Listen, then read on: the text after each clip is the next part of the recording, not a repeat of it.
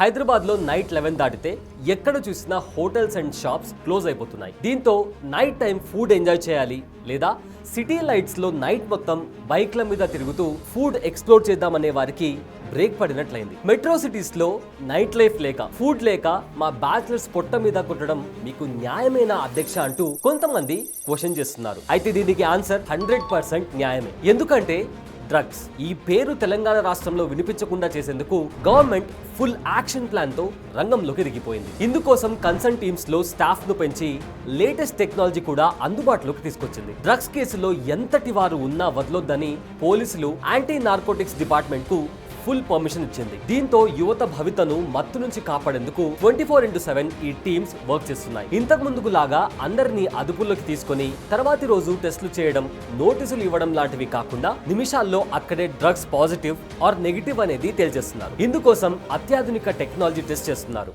Urus test ద్వారా వారు ఏ రకం డ్రగ్స్ తీసుకున్నారో కూడా తేల్చేస్తున్నారు. మాదక ద్రవ్యాలు తెలంగాణలోకి రాకుండా చూసుకునేందుకు పక్క రాష్ట్రాల సహాయం కూడా కోరారు తెలంగాణ సీఎం రేవంత్ రెడ్డి. సరే, ఇదంతా విన్నాం, బాగుంది. కానీ హోటల్స్ ఏం చేశాయి?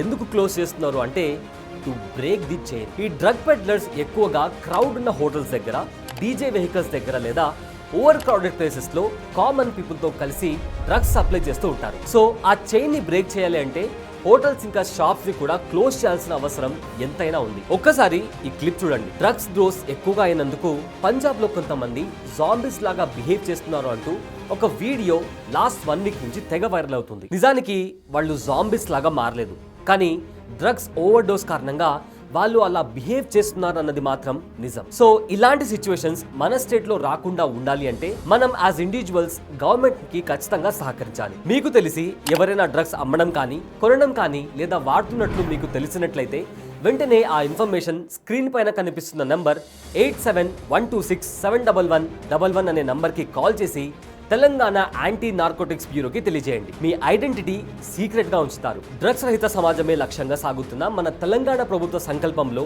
మనమంతా కలిసి నడుద్దాం. ఈ వీడియో మీకు ఇన్ఫర్మేటివ్ అనిపిస్తే వెంటనే మీ ఫ్రెండ్స్ అండ్ ఫ్యామిలీతో షేర్ చేయండి. అలానే ఇలాంటి ఇంట్రెస్టింగ్ న్యూస్ అప్డేట్స్ కోసం వెంటనే మీ మొబైల్ ఫోన్లో ఛోటా న్యూస్ యాప్ని ఇన్స్టాల్ చేసుకోండి.